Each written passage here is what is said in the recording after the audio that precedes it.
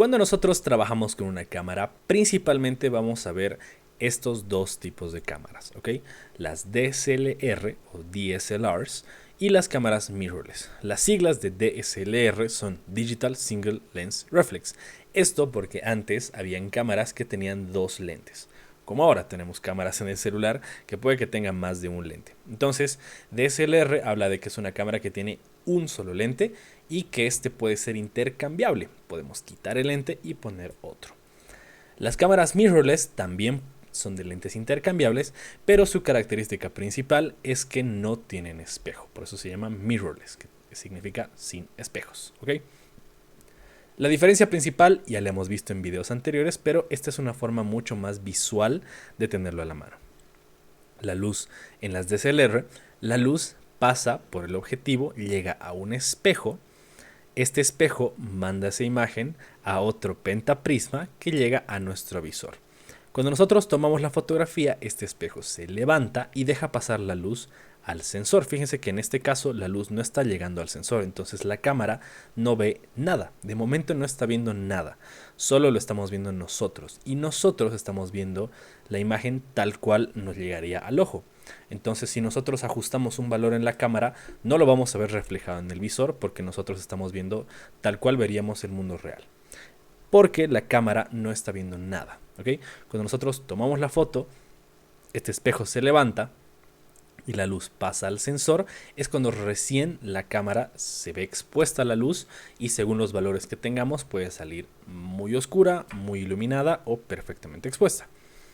Esto es importante entenderlo porque las cámaras mirrorless nos permiten tener un paso de la luz directamente por el objetivo al sensor y que ese sensor mande de forma electrónica la imagen al visor. Entonces, en todo caso, ya sea que veamos por el visor o veamos la pantalla, vamos a estar viendo lo que ve la cámara. Si nosotros tenemos una imagen muy oscura, lo vamos a ver tal cual en el visor. Si tenemos una imagen muy iluminada, también lo vamos a ver directamente en el visor. Esto representa una ventaja enorme al momento de medir y exponer correctamente la luz. Es mucho más fácil hacerlo en una cámara mirrorless que en una cámara DSLR. O cámaras reflex, también se les llaman cámaras reflex. ¿Quiere decir que una es mejor que la otra? No. La tecnología de las cámaras mirrorless sí es mejor, pero existen muchas personas que a día de hoy prefieren trabajar con cámaras DSLR porque la luz al llegar de otra forma les presenta ventajas distintas a las de una cámara mirrorless y de por sí muchos fotógrafos están ya acostumbrados al peso y el tamaño de una cámara DSLR. Usualmente las cámaras mirrorless son muy pequeñas, muy livianas y esto a la mano puede no ser tan cómodo como una cámara DSLR que es más grande y tiene mejor agarre. Dentro del cuerpo que nosotros tenemos de nuestra cámara, podemos tener este dial, ¿ok? Este dial de modos de cámara, lo que nos va a permitir es poner la cámara en diferentes funcionalidades. Esto también se encuentra en los celulares y lo que nos permite es poner la cámara en modo noche, en modo retrato, en modo macro, etc. En las cámaras existen tres categorías y cada una con su subcategoría, ¿ok? Tenemos el modo manual, que es esta M que estamos viendo acá. Tenemos el modo de prioridades, que son los semiautomáticos, el AV, TV y el P, que la terminología puede variar de una cámara a otra. Puede que se llame SV o TV o PS o solo S. Varía muchísimo, pero las definiciones son las mismas.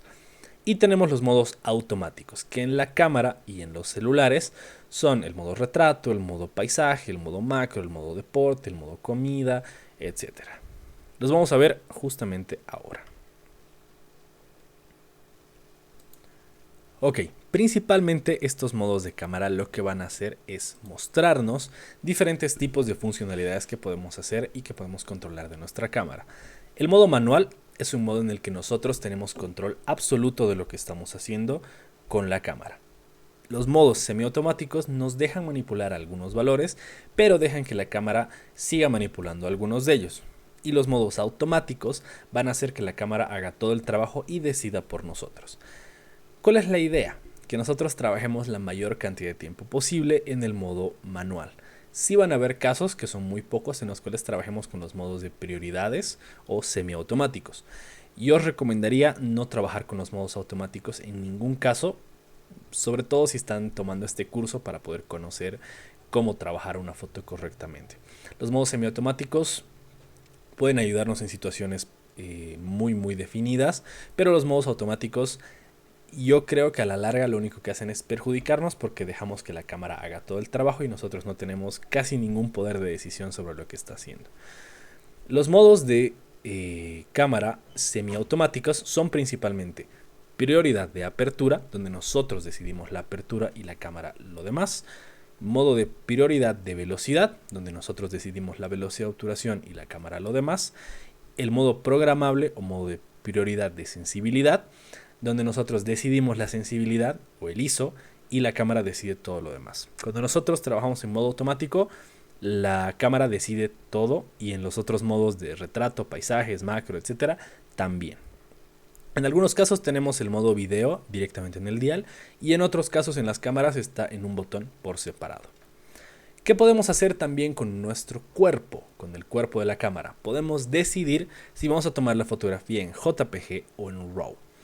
¿Cuál es la gran diferencia? La gran diferencia es que cuando nosotros tomamos la foto en JPG, estamos haciendo que toda esta luz que llega al sensor y se proyecta en una imagen se comprima para ser mucho más fácil de transferir a otro lado. Son archivos más livianos, pero que al ser comprimidos pierden información. Cuando nosotros tomamos la fotografía, por ejemplo en los celulares, siempre está en modo JPG, por defecto. Y en las cámaras probablemente también esté en modo JPG por defecto. Nosotros tenemos que cambiar este modo dentro del menú a tomar la fotografía en RAW.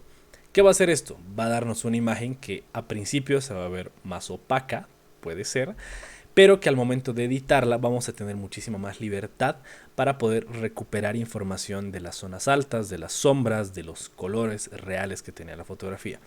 Por ende, la fotografía, al no ser comprimida, pues va a pesar mucho más. Entonces un JPG tiene menos información, pero menos peso, y una fotografía en RAW tiene más información y mayor peso, lo que a la larga representa que podemos tomar más cantidad de fotografías en JPG que en RAW porque son más pesadas.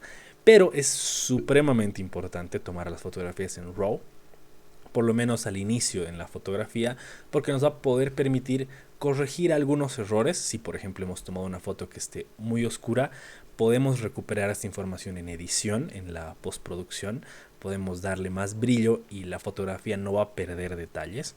O si por el contrario se nos ha quemado la fotografía y queremos bajarle la iluminación un poquito, podemos hacerlo. Si queremos recuperar algunos de los colores que teníamos, es mucho más fácil y mucho mejor de hacerlo en una fotografía que está en formato RAW que en una fotografía que está en JPG.